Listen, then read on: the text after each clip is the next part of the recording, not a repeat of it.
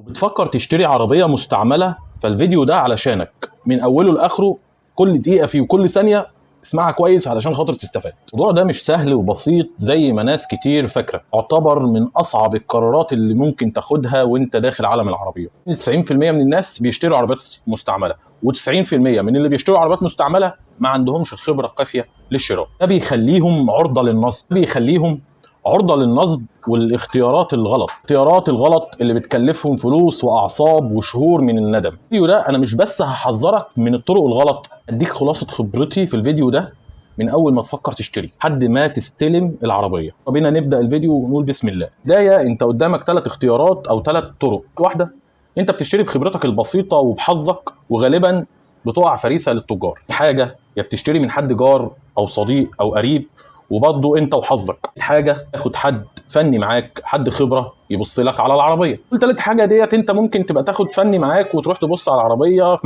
تطلع مش كويسه، و90% من العربيات اللي انت هتروح لها هتلاقيها مش كويسه، كل شويه تدفع فلوس للفني. نفسك خلصت الفلوس اللي انت محوشها للعربيه خلصتها على الفحص. ففي الفيديو ده بقى هنعرف ازاي نفحص بنفسنا فحص مبدئي، ونجيب الفني بقى لما نتاكد خلاص ان العربيه تمام. بالتالي انت لو هتفحص مكتوب لك تشوف 10 عربيات، يبقى انت هتفحص مثلا عربيه او 2 منهم بفلوس عند فني. ال9 او ال8 عربيات دول هتفحصهم انت بنفسك. لو لقيت فيهم الملحوظات اللي انا هقولها لك دلوقتي يبقى بلاش تجيب فني، ما لقيتش يبقى تجيب فني يا باشا، وان شاء الله تطلع كويسه وتبقى من نصيب. الناس بقى بتريح دماغها من كل ال3 اختيارات دول وبتروح تشتري زيرو. هنا بيقعوا فريسه البنوك وشركات التامين يقطعوا رقبتهم. ما هو كان عايز يشتري مستعمل فما عرفش يجيب مستعمل، فهيروح للزيرو طبعا مش هيعرف يجيبه كاش، فهيجيبه قسط، فيقع فريسه للبنوك وشركات التامين يقطعوا رقبته. الحل بقى ايه؟ الحل السحري دائما وابدا انك تعتمد على نفسك. اقول لك بقى ازاي تعتمد على نفسك. تنزل بنفسك تتفرج على العربيه بقى، وقبل اي شيء وقبل ما تنزل اصلا العربيه انت لازم تحدد لنفسك انت اصلا عايز ايه. لما تنزل تدور او تشتري انت لازم من الاول تحدد انت عايز ايه. عربيه عائليه، عربيه شبابيه، هي سفر، ولا عربيه جوه المدينه. حدد احتياجاتك الاول للعربيه، بعد كده حدد الفئه السعريه المناسبه للعربيه اللي انت عايزها. انت معاك كام؟ اخرك كام؟ افترض مثلا انت معاك 200,000 جنيه، تنزل على العربيه المعروضه ب 220,000 جنيه. ليه؟ ما تنزلش على عربيه ب 180. ليه؟ علشان خاطر اللي بيعرض عربيه بيعرضها اعلى من سعرها وانت تروح تفاصل. طب اللي معروضه هي ثمنها 200,000 وصاحبها عارضها ب 180، يبقى 100% فيها حاجه. وفر تعبك ونزولك وما تروح لهاش اصلا. روح بقى للعربيه اللي سعرها معروض باعلى من السعر السوق، ب 10,000 ب 20,000. هو حاطط الرقم ده علشان انت تروح تفاصل. انت حددت بقى نوع العربيه اللي انت عايزها وسعرها ومناسبه للسعر اللي معاك، والعربيه دي مناسبه لركوبتك، يبقى هتشوف العربيه دي مع حد جارك او صديقك، تجرب العربيه وتركبها وتشوف هل انت فعلا مرتاح فيها ولا لا، بدل ما تشتريها وتبص في الاخر تلاقي ان في عقبه مخلياك مش عارف تمشي بالعربيه وهتضطر انك تبيع وتخسر فيها. انت خلاص جربت العربيه وعرفت سعرها ومناسب لسعرك وركبتها وجربتها وعرفت ان هي مناسبه ليك. ادخل بقى على النت جروب خاص بالعربيه دي، مثلا جروب هيونداي الانترا، ملاك مش عارف ايه، ملاك مش عارف ايه، تكتب بوست: يا جماعه انا مقبل على شراء العربيه دي، عايز اعرف عيوبها ومميزاتها علشان خاطر انا هشتريها. يقول لك العربيه حلوه وزي الفل، انا ما اشتكيتش منها في اي حاجه، بس هي مثلا ضيقه شويه، عفشتها ناشفه حبه، صوتها الموتور بتاعه عالي سنه، بتجيب كوبلين بسرعه. الثاني يقول لك اصلها بترقص شويه بعد ال 120. مع بقى العيوب والمميزات وشوف عيوبها هتتماشى معاك ولا لا. لو لقيت عيوبها متماشيه معاك، يعني مثلا واحد بيقول لك اصل العربيه بترعش بعد ال 180، انت مش تمشي على ال 180. لو شايف نفسك تمشي على ال 180 يبقى بلاش، شوف بقى عربيه ثانيه. لكن انت مش تمشي مثلا على 180 يبقى خلاص دي مناسبه، العيب اللي فيها مش هيأثر عليا في شيء. والله واحد تاني مثلا يقول لك اصل شنطتها واسعه شويه وانا بحتاج العربيه في السفر فما بلاقيش مكان احط فيه شنط كتير. انت مثلا ما بتسافرش كتير فمش محتاج الشنطه قوي يعني، فخلاص عيب مثلا مش هيفرق معاك. فتشوف العيوب اللي هتفرق معاك والعيوب اللي مش تفرق معاك. انت بقى من غير ما تسال ولقيت نفسك محتاج عربيه تجري بيها وهي بترعش بعد بتتهز وتترقص كده بعد مثلا 120، ولقيتها مش مناسبه ليك، هتعمل ايه بعد ما انت اشتريت؟ لقيت ان انت مثلا محتاج بتسافر كتير الساحل وهنا وهنا وهنا وهنا، فمحتاج شنطه واسعه علشان خاطر بتحط فيها شنط كتير وحاجات، ولقيت ان العربيه شنطتها ضيقه بعد ما انت اشتريت، وسافرت وبتاع لقيت ان الشنط مش جايه معاك، وتضطر ان انت بعد ما بتسافر تشتري حاجات من مثلا من الساحل ولا من اي حته تلاقيها غاليه جدا باضعاف اثمنها في بلدك. فانت الافضل انك تسال على العربيه عيوبها ايه ومميزاتها ايه. انت تشوف اصلا انت ايه المميزات اللي انت محتاجها، وتسال الناس يا جماعه المميزات دي موجوده في العربيه ولا لا. تسال مين بقى؟ تسال الملاك. ما تسمعش من حد مثلا بيعمل ريفيو، اسمع له ما فيش مشكله، بس ما تاخدش قوي برايه، لان هو ريفيو عباره عن ايه؟ نص ساعه بيروح عند العربيه يشيك عليها في كل حاجه. لكن المالك عاشت مع العربيه، عاشرها. المثل بيقول لك تعرف فلان؟ اعرفه. عاشرته؟ لا، يبقى ما تعرفوش. فاسال الملاك، شوف المميزات اللي انت عايزها، واسال الملاك يا جماعه المميزات دي موجوده في العربيه ولا لا. مش موجوده يبقى سيبك منها وشوف غيرها. طيب يا جماعه انا في عيوب كذا كذا انا مش عايزها في العربيه، موجوده في العربيات في العربيه؟ لا مش موجوده، يبقى توكل على الله. موجوده يبقى ايه؟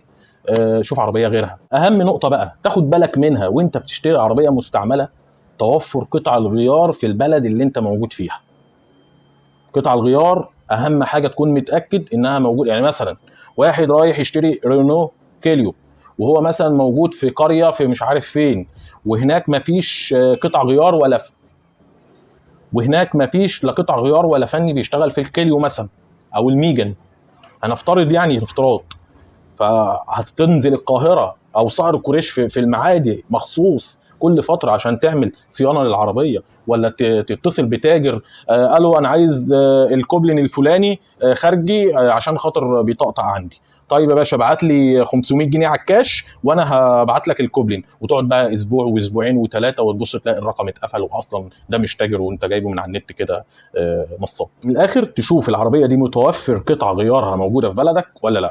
تمام. الصيانه بقى، موجود ميكانيكي بيشتغل في العربيه دي في بلدك ولا لا، عشان ما تحتس برضه. هتروح لحد اخر الدنيا عشان خاطر تعمل صيانه في العربيه، عربيه عطلت هتاخدها على ونش برقم قد كده بقد ثمن الصيانه علشان خاطر تروح تعمل لها صيانه وترجع بيها. فلا، الوضع مش هيبقى حلو. فانت الاختيار تكون العربيه مناسبه للحاله، يعني تكون العربيه مناسبه للمكان اللي انت هتسكن فيه.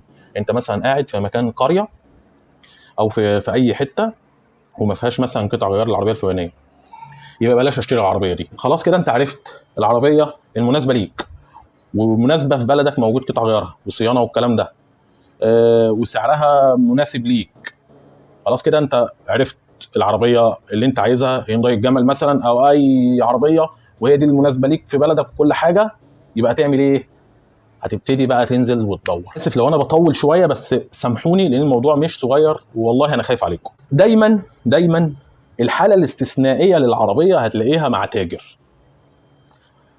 هو انا برشح ان انت تبعد عن التجار، بس لو لقيت تاجر عرض العربيه دي برقم اعلى من سعرها برقم، لا روح بقى وتفاوض معاه. العربيه دي هتلاقيها سليمه، بس طبعا ما تدخلهاش وانت مغمض. افحصها الفحص اللي احنا هنتكلم فيه دلوقتي، وبعد كده خلاص ما لقيتش فيها المشاكل اللي احنا هنذكرها دلوقتي، تجيب بقى فني انت تكون بتثق فيه يفحصها بقى فحص شامل. لقيت العربيه تمام، والله لو خدتها اكتر من سعرها ب 30 40 الف جنيه انت الكسبان. احنا الحاله الاستثنائيه هنلاقيها مع مين؟ مع التجار. ادخل على التاجر وما تخافش، عارف سعرها السوقي تمام علشان ما يضحكش عليك.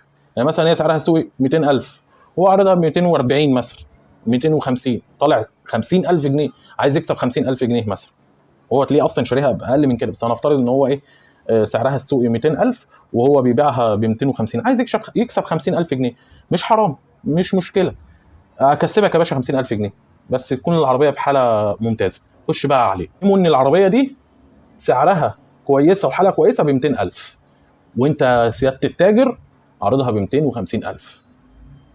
فال 50,000 جنيه الزياده دي انا موافقك عليها، بس على شرط تكون العربيه ما فيهاش الهوا فعلا، تكون العربيه تستحق ان انا ادفع فيها فلوس زياده في المقابل ان انا ما اقعدش ادور في عربيات مستعمله كتير. كده وصلنا للعربيه اللي احنا هنشتريها. ان كانت بقى الطريقه تاجر، حد تعرفه، ايا كانت العربيه فين. كل حاجه ما تتفرجش ولا تشتري عربيه بالليل. هذه اول حاجه، ما تتفرجش ولا تشتري عربيه بالليل. 4 حاجات اهو، احفظ ال4 كلمات دول. ما تتفرجش ولا تشتري على عربيه بالليل.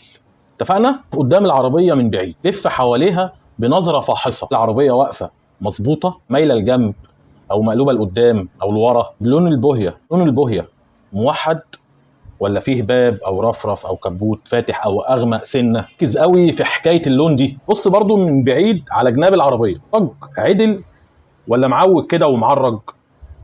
السقف عدل ولا معوج كده ومعرج؟ الكبوت وكذلك الامر الشنطه. شويه وبص على فواصل الصاج، ابواب بين بعضها، الرفرف والباب، الرفرف والاكسدام. شوف الفروقات، ماشيه ميه واحده ولا في حتت مقفوله وحتت مفتوحه؟ كلام الكبوت والشنطه لازم تكون فروقات العربيه مظبوطه، فوق زي تحت ويمين زي شمال، كلها ميه واحده. ايديك خبط على الصاج، شوفها رشه ولا لا. تعرفها بقى ازاي؟ الصاج اللي شايل معجون وراشش خبطته هتلاقيها فيها كتمه، الصوت مكتوم. لكن الصاج الفابريكا تخبط عليه كده تلاقيه رن، عامل زي صوت الرنه كده.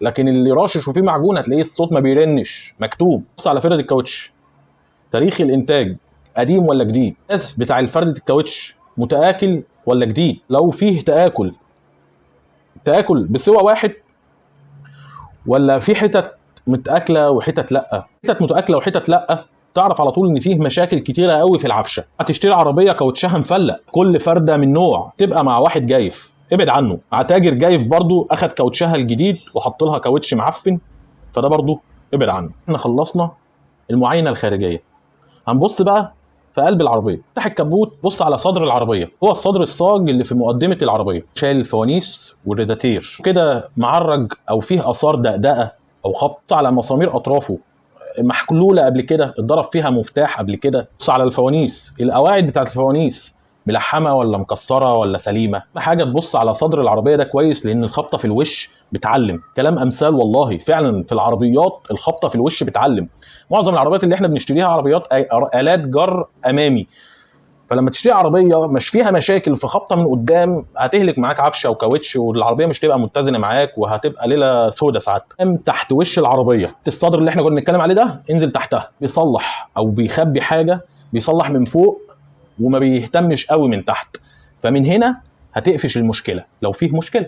تاني وتبص على اطراف الكبوت اللي هو الفليتو، طقه او رد قبل كده. هتبص على مسامير تثبيت الكبوت، اتضرب فيها مفتاح قبل كده ولا لا. برضو تقدر تقيم العربيه، هل العربيه ديت موديل قديم قوي وطبيعي يكون فك كبوت، فك رفرف، فك باب، ففي حاجات ما تدقش عليها وفي حاجات رخم عليها. اقول لك على علامات فك وتركيب الكبوت والكلام ده كله، عشان خاطر هو مش هيفك غير ان كان هيشيل الموتور، ان كانت العربيه عامله حادثه ففكه عشان يستعدل، فاكيد حصلت مصيبه عشان يفك الحاجات دي. فانت عشان توصل للمصيبه، المشكله مش في فك الحاجات دي، المشكله فهي ليه اتفكت الحاجات دي. تمام؟ عشان بس الناس ما تخش في الكومنتات ويقعد يقول انت ايه المشكله، مسمار اتفك واتربط تاني. هو المسمار اتفك واتربط تاني ليه؟ ايه السبب؟ بس بتعمل حادثه بالعربيه وتجيب كبوت على لونها استيراد وتركبه، ما يصلحش، بيغير على طول. كبوت واحده بس اللي اتخبط، الكبوت وحده كده بس اللي اتخبط، ولا كمان ممكن الشاسيه وتصلح وانت بقى مش شايف حاجه، وبعد ما تشتري تلبس في الحيط وتبص تلاقي العربيه فيها لحمات في الشاسيه ورش ودهان وبلاوي سودا، ولما تيجي تبيع يجي حد يفحص يبص يلاقي العربيه مشيسه قبل كده فينزل من ثمنها معاك. الفحص اللي عملناه للكبوت وباب الكبوت هنعمله لبقيه العربيه ورا باب الشنطه والحله. بل الشنطه صحيح هتنزل الاستبن وتبص تحت الاستبن، ساعات بيبقى فيه برومه وتآكل، في خبطه من ورا جامده هتأثر تحت الاستبن، هتلاقي الصاج اللي تحت الاستبن، الحله اللي تحت الاستبن هتلاقيها كلها معرجه وممتنيه او مستعدله، وهيبقى باين فيها قوي الكلام ده. اول اكلمك باللغه بتاعتك انت، اللغه بتاعتنا احنا، الحله هتلاقيها مخزنه، فيها عصره، فيها زرجينه. افتح بقى صالون العربيه، بين الفرش والطابلو والكراسي كويس جدا، راجع على كل الكماليات شغاله ولا لا. اهم مصيبه التكييف، كويس بعد عنه. اللي يقول لك ان التكييف شغال بس محتاج شحن، قول له اشحنه على حسابي دلوقتي وانا هشتري منك العربيه. لو التكييف يعني محتاج شحن، طب ما هو هيشحنه ويعرض العربيه ويقول تكييف ثلاجه ومش عارف ايه، ويقعد يقول المميزات بتاعتها كلها، والشحن مش هيكمل معاه ربع ساعه عند الكهربائي يعني بتاع التكييفات. يبقى ده كداب. يقول لك عايز يتشحن، قول له اشحن. بالك صيانات التكييف غاليه جدا، ممكن يبقى سربنتينه وكباس وثلاجه ومواسير وبلاوي سودا. الثلاجه دي عشان تتفك انت لازم تحل التابلو كله، والتابلو فك وتركيبه برقم لوحده. عايزين نتاكد بقى العداد بتاع العربيه سليم ولا لا. عربيه مثلا ماشيه 50,000 كيلو ولقيت الطاره وزراير التكييف وزراير الازاز والدراعات كل ده الكلام اللي عليه ممسوح والطاره متاكله وعصايه الفتيس من كتر مهريه من كتر المسك، والكرسي والارضيه والدواسات بتاعه البنزين والفرامل او ان كان فيه دبرياج، كل ده لقيته متآكل وفي استخدام كتير جدا، والعربيه ماشيه 50,000. يعني انا مش عايز اقول لك بقى اهرب، انت اجري بقى في العربيه، ريحه الفابريكا، ريحه الزيرو. 50,000 برضه عربيه زيرو، فتفهم على طول ان عدادها يعني نوعا ما برضو خلي فيه ثقه ان شاء الله يكون كويس لحد ما تجيب فني. احنا فاضل معانا الموتور والعفشه والفتيس. الموتور وتسمع صوت الموتور من غير ما تدوس بنزين. بقى صوت الموتور كده من غير ما تدوس بنزين وشوف الصوت ناعم ولا خشن، فيه برجله، فيه ترزيع، فيه تسقيف. الحاجات دي كلها هتسمعها انت بودنك، مش محتاج فني او حد يسمعها لحد برضه طبعا ما تجيب فني. يعني لو لقيت العربيه عماله المكنه تتخبط وسامع صوت خبط جوه المكنه، لا يبقى ابعد عنها طبعا. هتجيب بقى فني ليه؟ كده احنا هنتاكد الموتور ناعم ولا خشن. خشن انت هتعرفه، يعني الصوت مكنه دايره. لو خشنه اكيد هتسمعها بودنك وتفهمها، تيجي سايب العربيه وتمشي. ناعمه يبقى ان شاء الله كده لحد دلوقتي الدنيا تمام، وان شاء الله برضو في نيه انك تجيب فني يفحصها ويكمل. شغل برضو التكييف وشوفوا على تاثير الموتور. موتور عالي، صوته عالي جامد قوي، خشن، فيه صوت صفاره، فيه صوت طقطقه، فيه صوت خربشه. تقف ورا عند الشكمان وتخلي حد يدوس بنزين، ده RPM 3.5 كده. بس بقى على الشكمان من ورا وهو بيدوس بنزين وتشوف العادم اللي خارج ليه لون. طب اللون ايه؟ اسود ولا ابيض ولا ازرق؟ ابيض مايل للزرقان. يعني اي حاجه من الحاجات دي ابعد عن العربيه، انت مش جايب عربيه تصلح فيها. مفيش حاجه من الحاجات دي، حط ايدك على الشكمان وشوف، اكتمه جامد وخلي اللي قدام يزود، شوف وشوف في تنفيذ في الشكمان مخروم ولا لا. طب لو مخروم سهل يعني مش قصه، بس برضو لازم أن تبقى عارف العربيه فيها ايه. ريحه ايدك بقى، شوف فيه ريحه بنزين ني، عكت بهباب، مزيت، اي حاجه من دول انا رايي تبعد عن العربيه. انت مش جايب عربيه عشان تقعد تصلح فيها. بقى نفحص الفتيس. طبعا لو فتيس اوتوماتيك انت هتجرب الار، شوف فيه خبطه ولا لا، وترجع واحده واحده.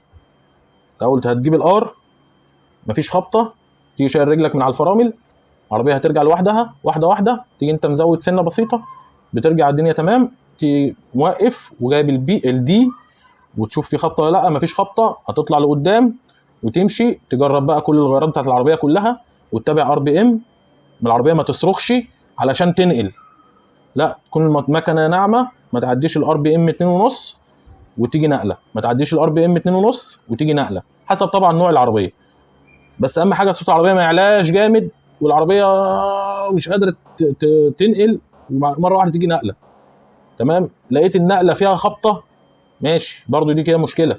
طيب انت ماشي حسيت ان العربيه بترجع غيار، يعني انت ماشي مثلا على الرابع ولقيتها حسيت ان هي رجعت على الثالث، العربيه رجعت معاك لورا كده وصوت الموتور عالي، فاهمني؟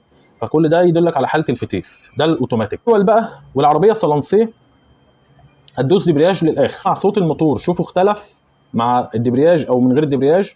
يعني هتدوس دبرياج وتشوف صوت الموتور اختلف ولا لا، عالي او في شخلله، هتفهم ان فيه بلي الدبرياج بايظه محتاجه تتغير. دبرياج وادي العربيه كل الغيارات وانت واقف، شوف في عضه في الغيار وانت بتديه ولا لا. هاند بريك وادي العربيه الغيار الرابع واطلع سنه بسنه. العربيه طفت اطلع سنه بسنه. لو العربيه طفت يبقى مجموعه الدبرياج سليمه. فضلت دايره لو فضلت دايره وما طفتش يبقى مجموعه فضلت دايره وما طفتش يبقى عندنا مشكله في الدبرياج. بس برضو على الموتور والفتيس شوف في تسييل للزيت، في حاجه جايبه زيت، في حاجه مكسوره وملحومه بمادتين. تبص على كل الفبر بتاع العامه بتاعه الهواء، جنب البطاريه عند الكنترول، فيوزات، الحاجات دي كلها تشوف في اي لحمات مادتين او حاجه ما كانت مكسوره واتلحمت. عربيه بارده افتح غطا الريداتير، تتاكد ان العربيه بارده الاول، علشان لو العربيه مش بارده الميه هتطلع في وشك هتحرقك. فلو العربيه بارده افتح غطا الريداتير وحط صباعك في الميه وامسك الميه كده ملمسها، شوف الميه عليها زيت، عامله طحينه ولا في اي مشكله. غطا الموتور نفسه اللي هو بنحط منه الزيت افتحه كده وشوف الزيت عليه ميه ولا اي حاجه، عشان كده هنقول ان الوش السلندر ده فيه مشكله او جوان وش السلندر. ايه العفشه؟ هنبص على الكبالن ازاي، هنجيب العجل الطاره كله يمين ونطلع، لو ما طقطقتش، لو طقطقت يبقى عندنا كوبلن يمين محتاج يتغير، شمال كذلك الامر.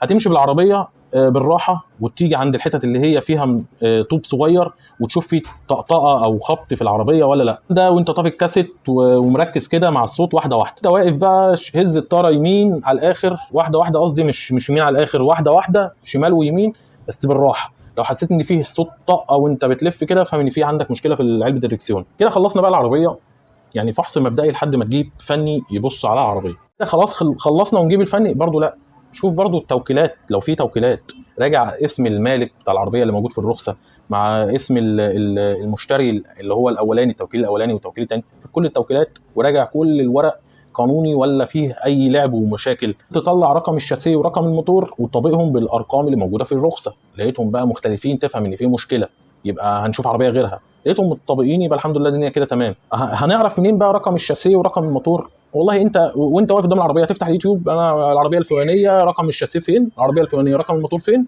هيظهر لك الفيديوهات بتاعتها. بقى جبت الفني وفحص العربيه وطلع اللي انت شفته هو اللي موجود في العربيه والدنيا تمام. طيب الراجل بقى صاحب العربيه يجيب لك شهاده مخالفات. المخالفه دلوقتي ب 1000 وب 2000 جنيه، ممكن تلاقي عربيه عليها 100000 جنيه، تمام. ويجيب لك بحث امني عن العربيه، عشان ممكن تبقى العربيه اصلا عليها مشاكل في التامين، وتبص تلاقي نفسك لما الرخصه تنتهي تيجي ترخص يقول لك اصل عليها مليون جنيه تامين. فلازم تعمل بحث امني. لك بقى انا هجيب لك الحاجات دي بعد ما تشتري ان شاء الله يوم ولا اتنين ولا حاجه، لا سيبك منه، ده بيهري عليك ومش هجيب لك حاجه. نفسك كويس جدا جدا جدا وانت بتشتري عربيه مستعمله. انت بتشتري عربيه مستعمله، عارف يعني ايه مستعمله؟ يعني ركبها رجل واثنين وثلاثه واربعه. ما تنساش تشارك الفيديو ده عندك في جروبات العربيات علشان الناس تستفاد وتاخد انت ثواب وانا اخد ثواب، طبعا بتساعدني على الانتشار. يلا السلام عليكم.